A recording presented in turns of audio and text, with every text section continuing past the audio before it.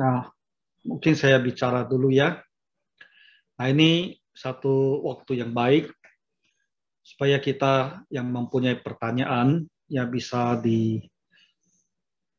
diberikan penjelasan.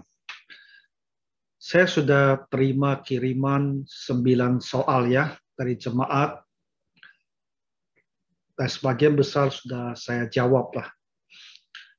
Nah, ini macam ujian ya untuk saya ya. Ujian tanpa persiapan loh. Karena pertanyaan bisa datang dari sisi manapun juga. Jadi begini ya, kalau kamu bertanya dan yang bisa saya jawab. Kalau yang saya tak bisa jawab langsung, nanti saya catat ya. Nah, saya akan jawab lewat WhatsApp saja. Oke? Nah, ada tidak yang mau memulai atau tidak saya mulai dengan pertanyaan yang sudah dikirimkan dulu. Mungkin saya mulai dulu lah ya, supaya kita nanti bisa sambung dengan pertanyaan. Nah, ini ada dua pertanyaan ya, tapi sebetulnya hampir bersamaan. Jadi, yang ditanyakan ini berkaitan dengan kehidupan kita, tentang berziarah ke kuburan ya, atau tidak orang Chinese ya. Ini masalah, bukan masalah lah. Ini satu hal yang memang harus kita sikapi, sehingga dari 9 pertanyaan, 2 pertanyaan arahnya sama. Gitu. Saya bacakan dulu ya, nanti baru kita bicarakan. Jadi, bagaimana sikap kita sebagai seorang Kristen saat berziarah ke kuburan orang tua pada saat Chengmeng ya, bersama sanak keluarga dengan latar belakang agama yang berbeda-beda. Lalu disampaikan juga, apakah kita hanya lihat-lihat saja, sementara lainnya berdoa. Pembersihan tidak perlu dilakukan, karena sudah ditangani pihak pengelola tempat pemakaman. Atau kita menundukkan kepala, mengheningkan cipta, mengingat jasa orang tua atau bagaimana. Lalu satu pertanyaan juga yang sama. Saya berasal dari keluarga yang masih belum percaya Tuhan Yesus. Apakah boleh jika saya orang yang sudah percaya mengikuti Chengmeng, sembahyang kubur bagi umat Buddha? Misalnya seperti membersihkan kubur. Dan apakah kalau kita bantu dalam hal membakar kertas sembahyang, apakah itu termasuk dalam penyembahan berhala? Nah, jadi ini mirip-mirip, biasa jawab lah ya, karena ini kebanyakan menjadi hal yang kita hadapi. Bagaimana sikap kita sebagai orang Kristen kalau pergi ke kuburan bersama sanak keluarga lainnya non-Kristen? Jadi kita Kristen, tapi mungkin saudara kita, keluarga mereka, semua non-Kristen. Mereka ke sana kan untuk sembahyang. Lalu kita bagaimana? Kita ke sana bagaimana? Tempat itu sudah ada yang kelola, jadi sudah dibersihkan dengan baik, sehingga kita tak perlu lagi membersihkannya. Jadi kita kalau ke sana, apa yang mau kita lakukan? Nah, yang kita khawatirkan kan demikian. Kalau mereka yang bukan orang Kristen, mereka ke sana lalu dengan kusuk sekali, mereka sembahyang, mereka berlutut, ya, mereka lakukan banyak hal. Maka yang dikhawatirkan adalah keluarga kita itu akan berpikir bahwa kita ini sepertinya kurang menghargai orang tua. Istilahnya mereka tuh, kita supaya kurang berbakti pada orang tua yang sudah meninggal. Karena kita tak berbuat apa-apa di situ. Jadi pertanyaan adalah, kita ke sana Apa yang bisa kita lakukan?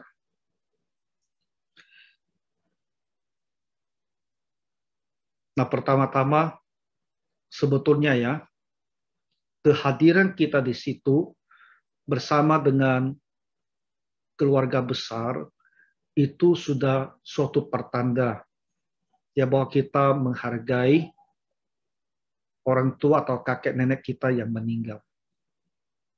Kita mau gitu loh, mau datang. Dan harusnya keluarga besar kita yang tahu bahwa kita orang Kristen yang tidak menyembah leluhur, tapi kita bersedia hadir bersama-sama mereka, itu harusnya bisa diapresiasi lah. Ya bahwa kita sama seperti mereka yang menghargai orang tua atau nenek kakek kita yang telah tiada.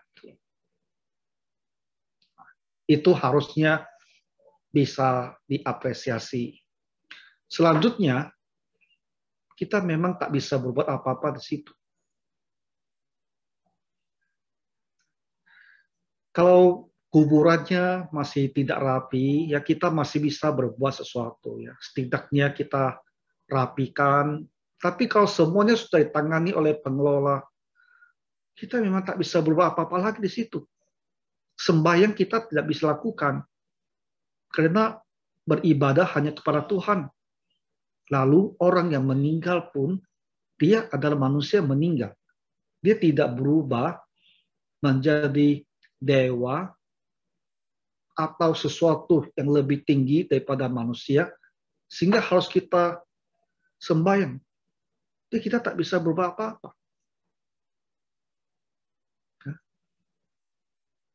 Jadi saya pikir kadang-kadang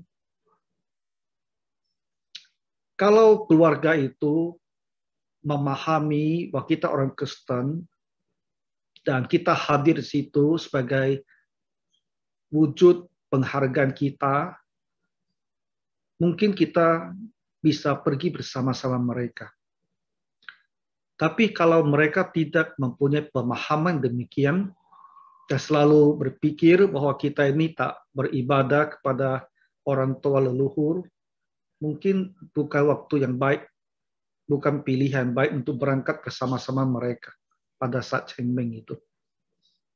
Karena kita memang tak bisa berbuat apa-apa, dan kalau mereka mau menilai kita negatif, barangkali tidak usah berangkat bersama saja.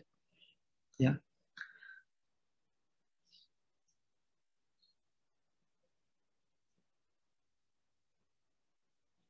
Apakah kita boleh menundukkan kepala, mengheningkan cipta, mengingat jasa orang tua atau bagaimana? Nah, mengheningkan cipta. Dalam konteks kita orang Indonesia, mengheningkan cipta itu tidak sekedar ya mengingat kembali orang tua kita, mengingat kembali kebaikan mereka. Tapi dalam mengheningkan cipta itu juga ada unsur berdoa. Nah, di sini kita ada sedikit lagi masalahnya. Berdoa bagaimana? Berdoa kepada leluhur yang meninggal itu salah. Mendoakan leluhur itu juga salah. Berdoa kepada orang yang meninggal itu tidak kita lakukan karena kita hanya berdoa kepada Tuhan. Mendoakan orang tua yang sudah meninggal pun salah. Karena setelah kematian tak ada hal lagi yang bisa berubah. Tak ada hal lagi yang bisa kita doakan untuk mereka. Nah, jadi kalau kita maknai mengheningkan cipta itu sekedar ya kita mengingat kembali ya orang tua kita, nenek kakek kita, dan kita bersyukur ya akan hal-hal yang telah mereka lakukan untuk hidup kita. Itu boleh, tak jadi masalah, boleh ya. Dan memang kita selalu harus mengenang ya leluhur dan orang tua kita. Tapi kalau kita mau berdoa kepada mereka atau mendoakan mereka, nah itu yang tidak boleh kita lakukan. Jadi kalau kita berasal dari keluarga yang belum percaya, kita memang boleh ya pergi bersama-sama keluarga di situ. Dan kalau kita mau ikut membersihkan, itu boleh. Saya rasa kalau kita bisa ikut membersihkan, itu ada sangat baik ya. Karena ada suatu tindakan kita perbuat yang menandakan penghargaan kita kepada orang tua atau leluhur kita. Nah, tentang ikut dalam membakar ya kertas sembahyang itu tidak boleh. Ya karena itu merupakan bahagian dari sembahyang. Kita ikut membakar berarti kita ikut sembahyang. Nah, ini harus kita jauhi. Jadi kalau berangkat bersama dengan keluarga, ya baiknya kita kasih pemahaman terlebih dahulu. Ya supaya jangan nanti sampai di kuburan, lalu seolah-olah terjadi salah paham ya. Nanti kita disuruh-suruh, dan kita merasa tidak mau, nanti pihak lain merasa, kenapa yang membakar kertas saja kamu tidak mau. Nanti bisa timbul lagi rasa tidak enak. Baiknya di rumah itu sudah dibicarakan, ya bahwa saya tidak ikut ambil bagian dalam bentuk apapun yang berkaitan dengan sembahyang. Boleh tentang hal ini, apakah ada yang ingin melanjutkan bertanya dengan tema yang sama ini?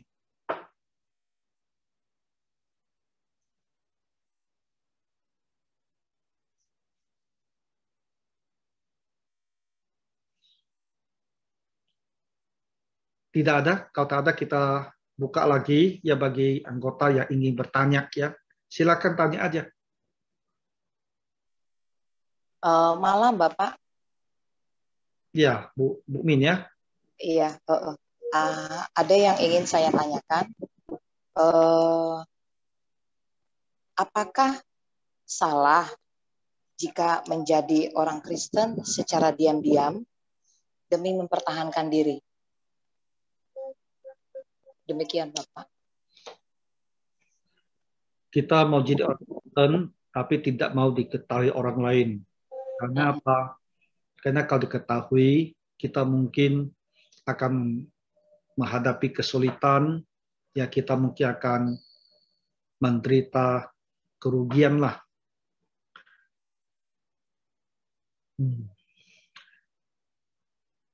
Dan Alkitab orang demikian kan ada, yang namanya Nikodemus ya.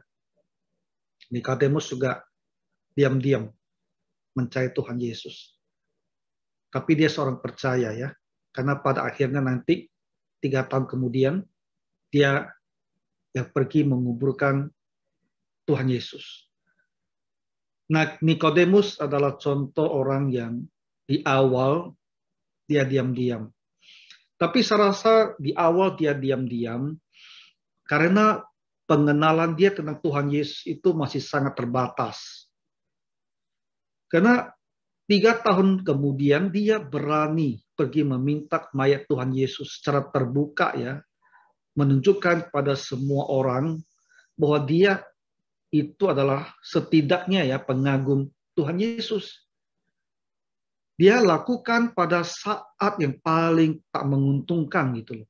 Ketika Tuhan Yesus lagi dicap ya sebagai pemberontak, dicap sebagai orang yang mau dibuang, dibenci oleh para pemimpin, dan dia malah pergi menunjukkan dirinya sebagai bahagian dari Tuhan Yesus. Nah itu menandakan bahwa dalam 3 tahun lebih ada pertumbuhan pengenalan yang sangat baik tentang Tuhan Yesus, sehingga dia bersedia mengambil ya resiko itu, bukan mengambil resiko, dia bersedia membayar harga mahal ya untuk dikenal sebagai murid dari Tuhan Yesus. Jadi dari contoh ini kita bisa pahami mungkin seseorang yang telah mengenal Tuhan Yesus dan karena banyaknya tantangan dan hambatan, dia tak berani terbuka mengakui Tuhan Yesus. Itu bisa terjadi. Manusia memang bisa begitu. Tapi harusnya ketika dia lebih mengenal Tuhan Yesus, maka dalam dirinya harus ada perubahan. Dia akan berani mengakui Tuhan Yesus secara terbuka. Ya. Jadi kalau ada orang yang masih terus diam-diam tak berani terbuka mengakui, ya kita harus bertanyakan, apakah karena pengenalan dia tentang Tuhan itu masih begitu dangkalnya? Ya, sehingga kerugian duniawi ini bagi dia itu masih lebih besar, lebih utama, lebih harusnya pertahankan daripada pengakuannya kepada Tuhan Yesus. Kemudian kita ada sisi satu lagi. Kita masih harus ingat ada perkataan Tuhan Yesus kan, siapa yang tidak berani mengakui aku di depan orang, aku juga tidak mengakui dia di depan Bapa gitu. Nah, ini adalah hal yang harus kita perhatikan sekali. Kalau kita sudah kenal Tuhan Yesus dan kita tak mau mengakui dia, nanti Tuhan pun tidak mengakui kita bagaimana. Jadi harusnya kita tak boleh jadi orang Kristen yang diam-diam. Tapi menjadi orang Kristen itu juga ada sebuah perjalanan. Ya. Dan kadang-kadang walaupun bukan yang seharusnya, bisa terjadi ada orang masih membutuhkan waktu ya untuk bergumul dalam isu ini sampai dia nantinya berani secara terbuka mengakui Tuhan Yesus. Boleh begitu, Bu Min? Ya. Baik, kita lanjutkan lagi. Makasih, Pak. Pertanyaan?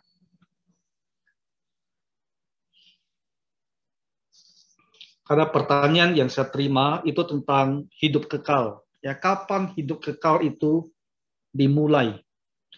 Apakah kehidupan kekal bisa diterima dan dimulai sebelum manusia itu meninggal dunia?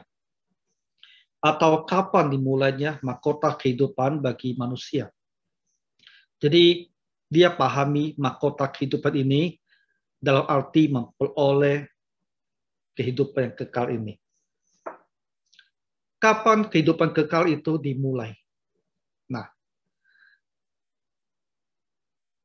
kalau kita berbicara tentang kehidupan kekal dalam arti kita telah beroleh tubuh kebangkitan atau kita telah beroleh tubuh yang dimuliakan, maka tentu itu akan bermula pada saat Tuhan Yesus datang. Tapi kalau kita berbicara tentang kepastian bahwa kita mempunyai hidup yang kekal, itu diperoleh pada saat kita bertobat kepada Tuhan Yesus. Berarti ketika kita masih hidup sekarang ini, kita sudah bisa mempunyai kepastian bahwa kita mempunyai hidup yang kekal ini. Ya, saya bacakan ayat firman Tuhannya di Yohanes pasal 5 ayat yang ke-24. Nah, Tuhan Yesus berkata, sesungguhnya barang siapa mendengar perkataanku dan percaya kepada Dia yang mengutus aku, ia mempunyai hidup yang kekal dan tidak turut dihukum, sebab ia sudah pindah dari dalam maut ke dalam hidup. Jadi pada saat kita percaya kepada Tuhan Allah, percaya kepada Tuhan Yesus yang diutus oleh Tuhan Allah, di saat itu kita sudah mempunyai hidup yang kekal. Di saat itu kita sudah pindah ya dari maut ke dalam hidup. Artinya kita sudah keluar dari posisi sebagai orang yang akan dihukum selamanya. Yang disebut maut ke dalam hidup. Itu orang tidak lagi akan dihukum, tapi akan diberikan kehidupan yang kekal. Kemudian di 1 Yohanes 5 ayat 13, hal yang sama ini diulang kembali. Semuanya itu kutuliskan kepada kamu, supaya kamu yang percaya kepada nama Anak Allah tahu bahwa kamu memiliki hidup yang kekal. Jadi di dalam dunia ini sekarang, kita bisa tahu, bisa ada suatu kepastian bahwa kita memiliki hidup yang kekal. Ya, 1 Yohanes 5:13. Supaya kamu yang percaya kepada nama Anak Allah tahu bahwa kamu memiliki hidup yang kekal. Oke, kita lanjutkan lagi. Ada lagi yang punya pertanyaan? Lah, setengah jam sudah selesai loh. Kalau ada pertanyaan, mari cepat tanya.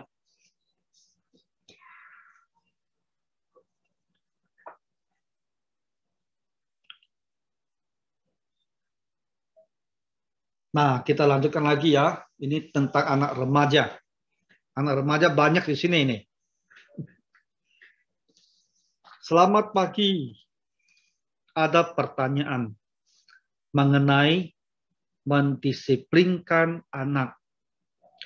Sampai umur berapakah anak itu bisa didisiplinkan dengan cara dirotan? Bagaimana? Ya, good kan pertanyaan ini? Nanti saya jawab lebih good lagi. Oke ya. Sampai umur berapa anak bisa didisiplinkan dengan cara dirotan? Apakah ada acuan atau contoh dari kitab suci mengenai hal ini?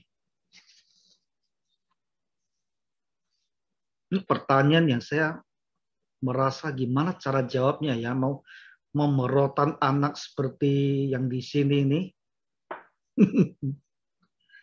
Lalu saya periksa kata-katanya ya dalam perjanjian lama. Nah, di Amsal pasal 22 ayat 15 dikatakan demikian. Kebodohan melekat pada hati orang muda, tetapi tongkat didikan akan mengusir itu daripadanya. Di sini bilang tongkat ya, shebet, rod. Bolehlah kita bilang ya, semacam rotan lah. Rotannya agak keras ya. Nah, sampai umur berapa anak itu boleh kita rotan ya untuk mendidik dia? Saya rasa kita memperhatikan kata ini yang diterjemahkan sebagai orang muda. Nah, orang muda ini adalah siapa gitu? Kira-kira kisaran umurnya itu berapa? Dalam bahasa Ibrani, kata yang diterjemahkan untuk orang muda ada sebuah kata yang disebut na'ar. Ya. Na'ar ini dalam kehidupan orang Ibrani dulu, na'ar itu adalah seorang anak yang berumur dari sejak bayi sampai remaja. Halo? Ya. Na'ar yang perlu didisiplinkan dengan tongkat atau dengan rotan, rentang waktu umurnya agak besar itu. Dari infancy, artinya dari masa bayi sampai adolescence, artinya sampai remaja. Dan remaja ini sebetulnya kita bisa bagi dalam 3 tahap ya. Remaja tahap paling awal itu ya umur 10 sampai 13. Remaja pertengahan itu 14 sampai 17. Dan remaja yang lebih ke atas ya itu 18 sampai 21. Ini termasuk adolescence, termasuk remaja. Jadi kalau kita mendasarkan pada studi kata na'ar yang terjemahkan sebagai orang muda, itu artinya mereka ini yang dari bayi sampai remaja di sekitar umur 21 tahun, nah itu masih perlu dididik, didisiplinkan dengan rotan. Nah, sekarang kita, ini adalah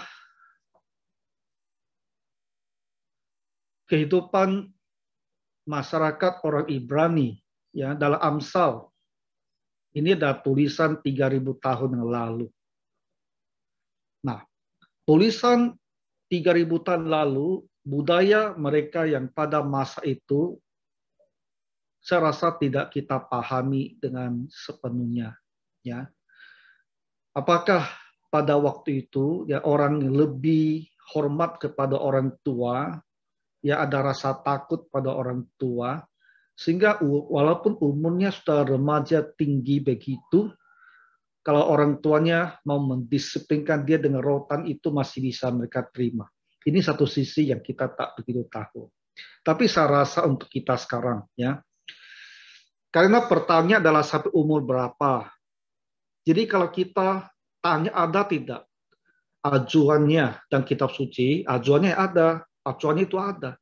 Ya ayat ini dengan naarnya itu, yang dari infancy, dari bayi sampai remaja masih bisa didisiplinkan dengan rotan. Nah, untuk praktikannya, karena zaman kita sekarang ini kita perlu perhatikanlah, ya, anak remaja yang kira-kira sampai umur berapa kita masih bisa rotan mereka itu, ya. Karena saya rasa anak-anak sekarang kalau pergaulan mereka, pengaruh pergaulan mereka, atau mungkin dari awal kita tidak serius mendidik, saya rasa tidak gampang lagi kita mau rotan mereka kalau sudah di belasan tahun. Nah, jadi orang tua sendiri harus menilai lah kondisi rumah kita, kondisi anak kita, kondisi hubung kita dengan mereka selama ini bagaimana. Apakah masih memungkinkan kita menggunakan rotan untuk arahkan mereka? Ya, boleh. Ini saja ya yang bisa saya jawab untuk pertanyaan yang masuk tadi pagi. Kita lanjutkan lagi. Atau ada yang ingin bertanya lebih lanjut tentang disiplin anak ini? Tapi yang saya curigai adalah kita bahkan tak mau rotan anak kita. Bukannya berpikir saya masih bisa rotan dia sampai umur dia berapa. Jangan-jangan kita tak mau rotan anak itu. Kenapa? Tak tega kan? Tak tega, dan kita tak mau rotan. Saudara-saudara, kamu harus rotan.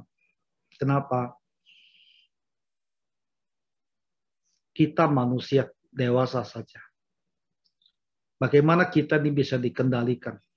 Kita ini dikendalikan seringkali oleh rasa takut. Kita takut kepada sesuatu hal, kita takut pada hukuman, maka kita tak berani berbuat sesuatu. Harusnya kita tak perlu sampai seperti ini. Harusnya firman Tuhan sudah bisa meyakinkan kita untuk tidak berbuat sesuatu hal yang salah. Tapi seringkali kita kan tak bisa itu.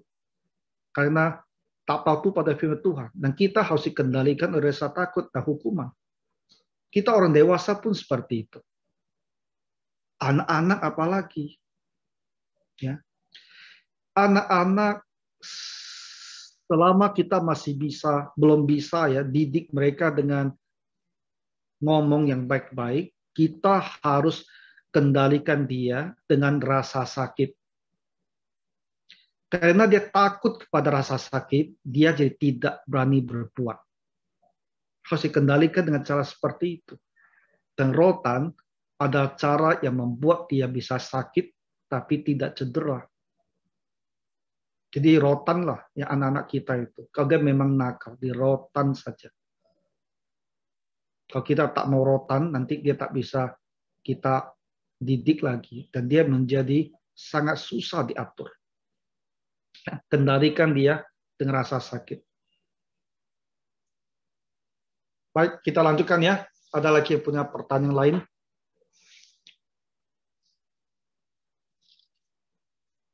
Pendeta, selamat malam. Ya. Tuhan, aku ada pertanyaan. Luisa, kamu Ya. masih di rotan enggak? Masih. Oh, Kadang-kadang. Jarang sih.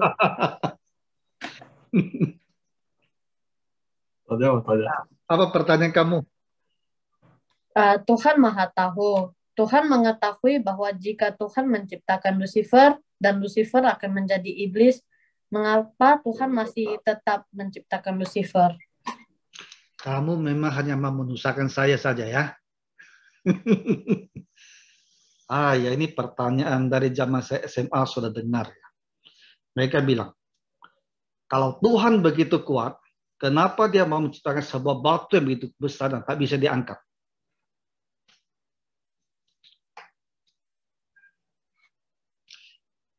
Kalau Tuhan tahu, tadi apa? Malaikat jadi Lucifer ya? Coba ulang lagi pertanyaan kamu. Masa kembali. Tuhan Maha Tahu. Tuhan mengetahui bahwa jika Tuhan menciptakan Lucifer dan Lucifer akan menjadi iblis, mengapa Tuhan masih tetap menciptakan Lucifer? Tuhan tak ciptakan Lucifer, ya. Tuhan ciptakan malaikat. Dan waktu Tuhan selesai ciptakan, Tuhan bilang semuanya amat baik. Ya. Dalam perjalanannya, Lucifer berubah jadi jahat karena dia mau seperti Tuhan. Kesombongan yang membuat malaikat yang satu itu menjadi jahat, menjadi berdosa. Nah, nama Lucifer ini ada di dalam bahasa Latin, Alkitab bahasa Latin. Lucifer itu bercahaya. Ya. Jadi malaikat ini kan dia menginginkan bisa bercahaya, ya seperti Tuhan. Makanya diberi nama Lucifer. Jadi waktu Tuhan ciptakan dia adalah sama dengan semua malaikat, semua baik gitu.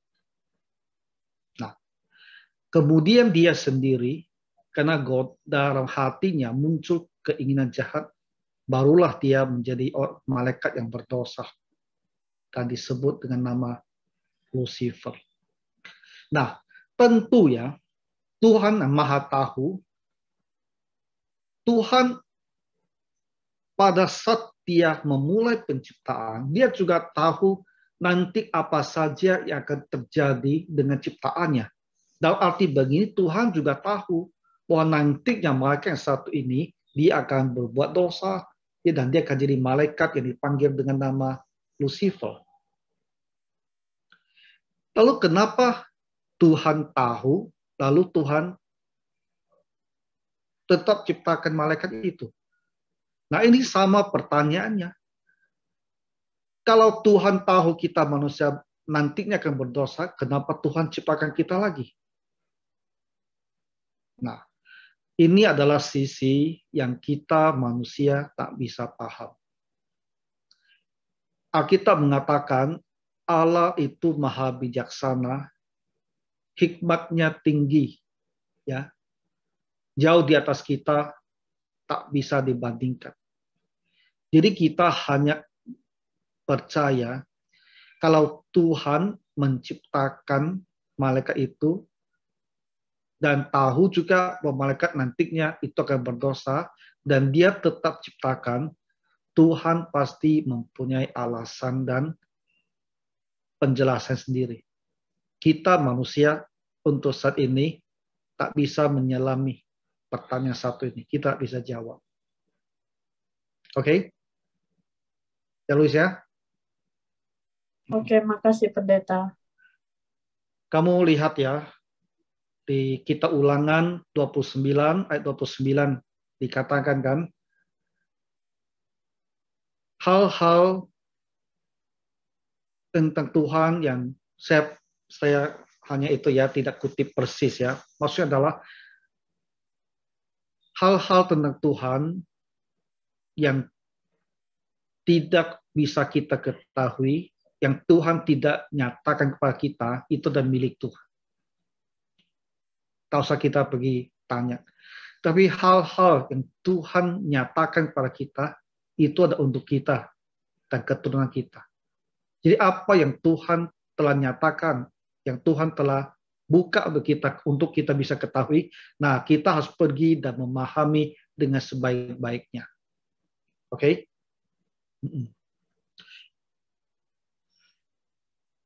Baik, kita lanjutkan lagi. Ada yang punya pertanyaan?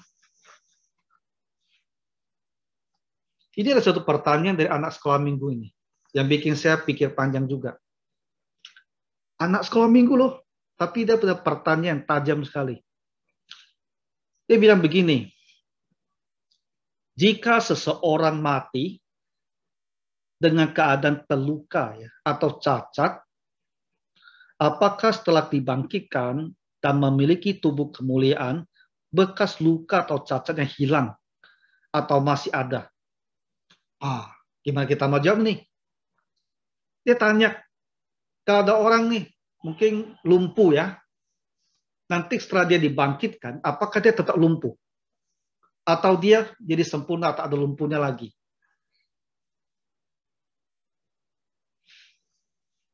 Kalian pikir bagaimana? Nah, begini.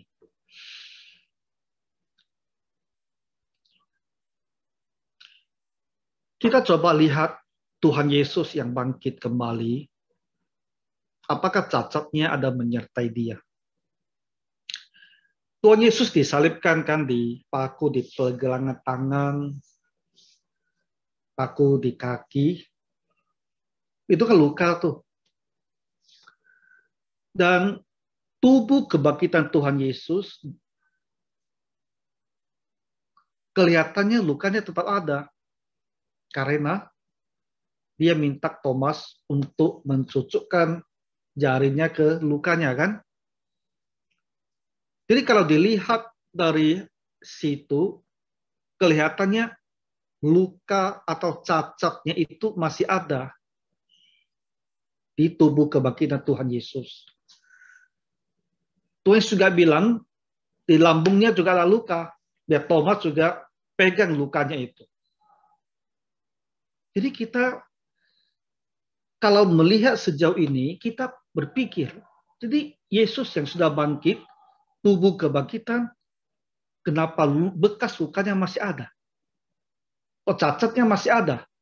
Jadi apakah dari situ ditarik satu kesimpulan bahwa luka cacat kita dalam hidup ini, nanti setelah kita dibangkitkan, cacatnya masih ikut? Saya mau kita pikir lebih jauh. Lihat ya. Pergelangan tangan luka itu sebelum Tuhan Yesus meninggal. Tapi luka di lambung yang ditombak itu adalah luka setelah Tuhan Yesus meninggal. Ya kan? Ketika Tuhan Yesus bangkit, dua-dua luka itu ada. Luka yang dia peroleh sebelum kematian dan luka yang dia peroleh setelah kematian. Dua-dua ada. Nah, ini timbul satu isu besar. Apakah ini berarti cacat yang ada pada tubuh kita dan cacat yang kita peroleh setelah kita mati, nanti setelah kebangkitan, semua cacatnya itu masih ada. Contoh gini. Contoh ya. Mungkin ada seseorang, dia dibunuh. Dia mati kan? Setelah dia mati, pembunuhnya masih belum selesai. Dipenggal pula kepalanya. Penggal kepala itu terjadi setelah dia mati. Sama seperti luka di lambung Tuhan Yesus ditombak setelah dia mati. Jadi kalau kita mengatakan luka lambung Tuhan Yesus setelah dia bangkit itu juga ada, maka nanti juga berarti setelah kebangkitan, kepalanya itu masih tak ada.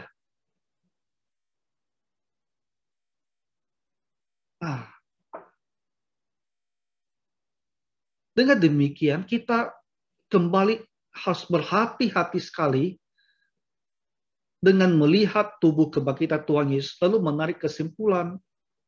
Karena ada hal yang agak berbeda. Bagaimana pula pada saat kebangkitan, orang Kristen yang sudah mati tubuh kita itu bahkan sudah terurai gitu loh. Sudah terurai dan bercampur dengan tanah. Nanti dibangkitkan dari situ, apakah semua luka-luka, semua cacat yang pernah ada di situ masih ikut kembali, dibentuk kembali seperti itu. Nah, yang saya mau katakan adalah, kelihatannya kita tidak bisa menggunakan catatan tentang tubuh Tuhan Yesus bangkit itu sebagai sebuah pegangan bahwa bagian tubuh kita yang cacat itu tetap akan cacat setelah kita dibangkitkan kembali. Karena akan ada hal yang akan kita temukan kesulitan. Firman Tuhan berkata bagaimana, saya bacakan beberapa ayat. Nah, dikatakan,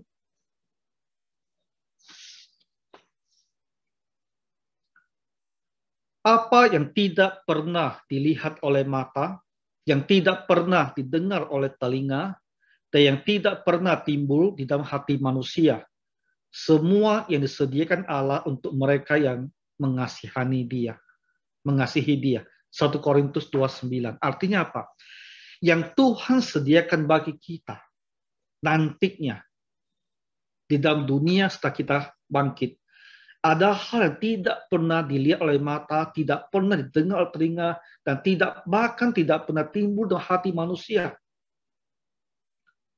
Sesuatu yang begitu baik yang Tuhan akan sediakan bagi kita. Dan saya rasa kondisi tubuh yang cacat itu tentu tidak bisa dikatakan adalah sesuatu yang begitu baik, bahkan sampai belum pernah bisa kita pikirkan atau banyak di situ. Baiknya itu bahkan kita tak terpikirkan pada saat ini. Kemudian juga ada ayat yang berbicara tentang Kristus harus tinggal di surga sampai waktu pemulihan segala sesuatu. Seperti yang difirmankan Allah dengan perantaraan nabi-nabinya yang kudus di zaman dahulu. Kisah pasal 3:21. Berbicara bahwa kedatangan Kristus nanti akan membawakan pemulihan segala sesuatu. Alam kita ini akan dipulihkan. Binatang akan dipulihkan. Bahkan mereka tidak akan lagi saling memangsa. Ya, tidak lagi jadi karnivora.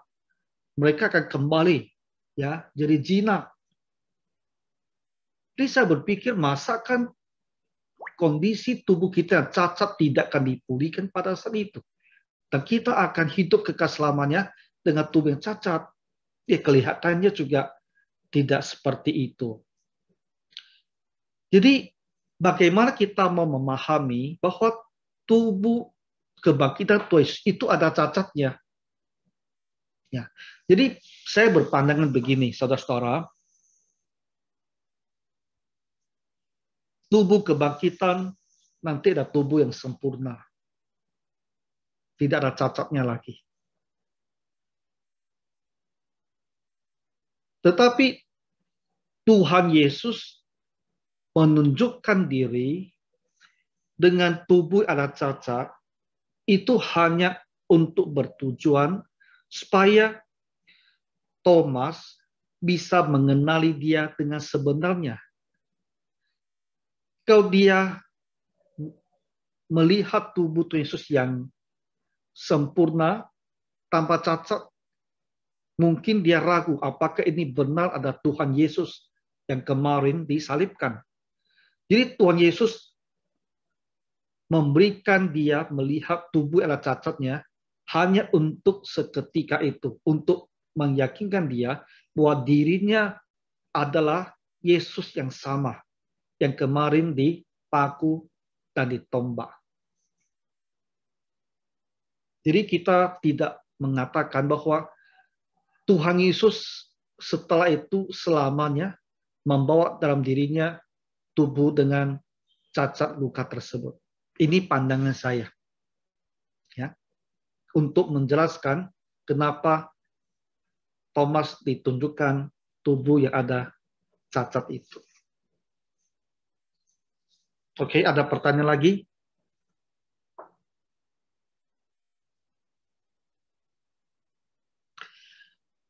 Kemudian ada lagi yang bertanya, apakah neraka dan lautan api itu sama atau berbeda? Kita sering mendengar tentang neraka, atau kita mendengar tentang lautan api. Dan kita selama ini menyadari bahwa neraka itu kan tempat juga dengan api, ya kan, karena panas. Jadi apakah ini ada dua hal berbeda atau sebetulnya adalah sama, hanya dipakai istilah berbeda? Nah, saudara-saudara, begini penjelasannya. Di dalam bahasa aslinya Yunani, yang kita sebut neraka itu istilahnya adalah Gehenna. Ya. Gehenna itu adalah tempat hukuman api. Tapi sesungguhnya itu adalah tempat hukuman untuk orang yang berdosa pada saat ini, untuk sementara waktu.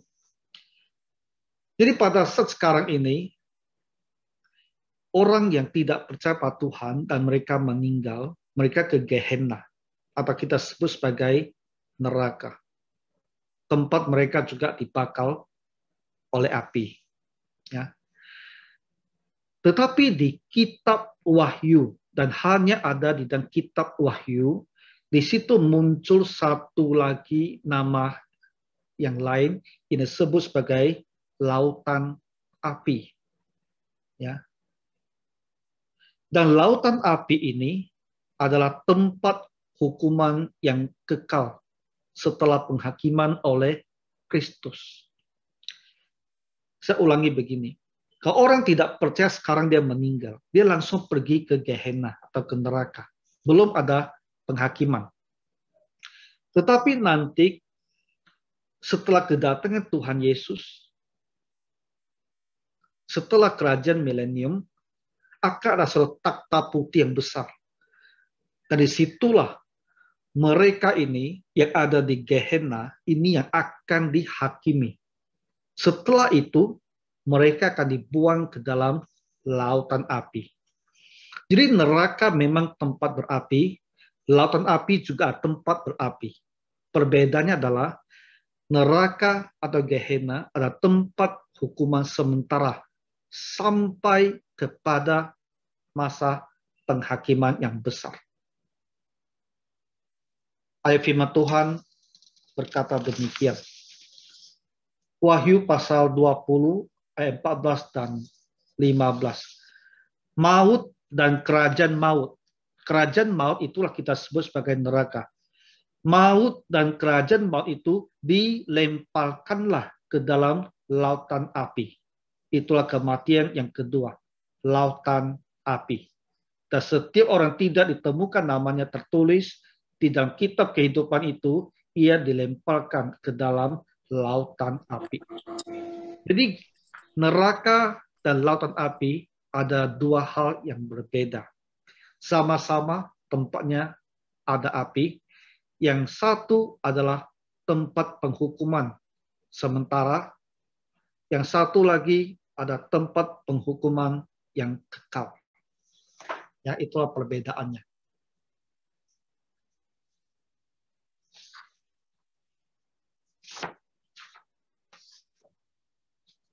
Apakah ada lagi yang mau bertanya? Waktu kita tinggal 1 menit ya.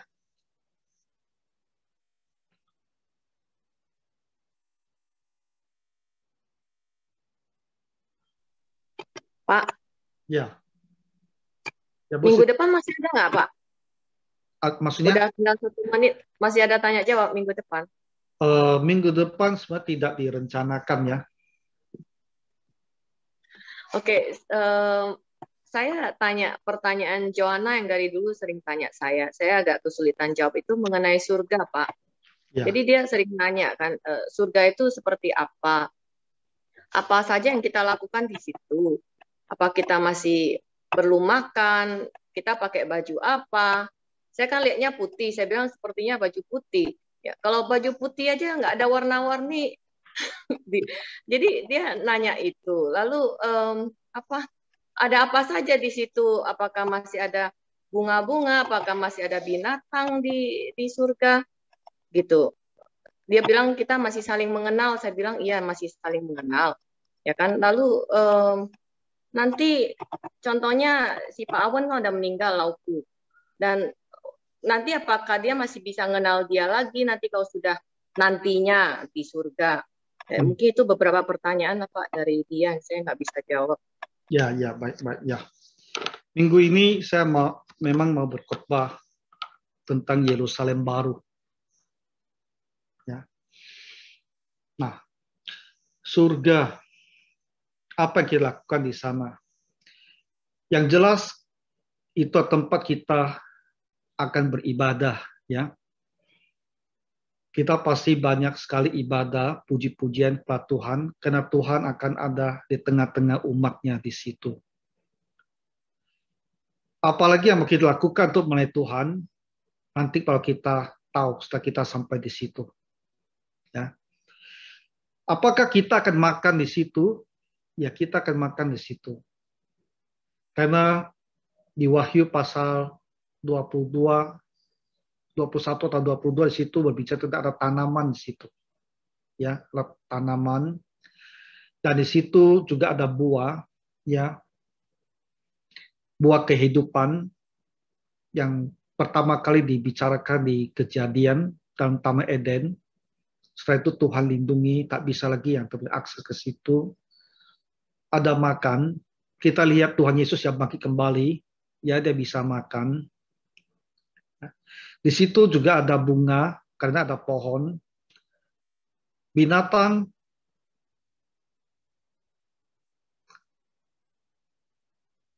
di kerajaan milenium, binatang ada. Jadi saya rasa setelah milenium, turun langit dan bumi yang baru, harusnya binatang juga ada. Yang tidak ada di situ, yang jelas dikatakan di Wahyu itu hanya dua hal. Di situ tidak ada laut, dan di situ tidak ada matahari. Karena Tuhan sendiri akan bersinar cahaya di situ. Apakah kita saling mengenal? Kita pasti saling mengenal. Ya, seperti Tuhan Yesus bisa dikenali oleh murid-muridnya. Kita semua saling mengenal. Ya. Hal-hal lain bisa kita pelajari lah ya. Surga memang suatu hal yang menarik untuk diketahui lebih jauh ya. Nah, Sunset Gospel Hour kita akan bicarakan topik-topik itu loh, yang barangkali jemaat akan tertarik untuk mengetahuinya. Untuk Mei ini ada 5 minggu dan topiknya itu berkaitan dengan malaikat. Ya, semua berkaitan dengan malaikat. Kita mau menjawab sejumlah pertanyaan ya jemaat berkaitan dengan malaikat ini. Jadi saya harapkan kita minggu sore ya usahakan sisihkan waktu untuk belajar dan mendengar.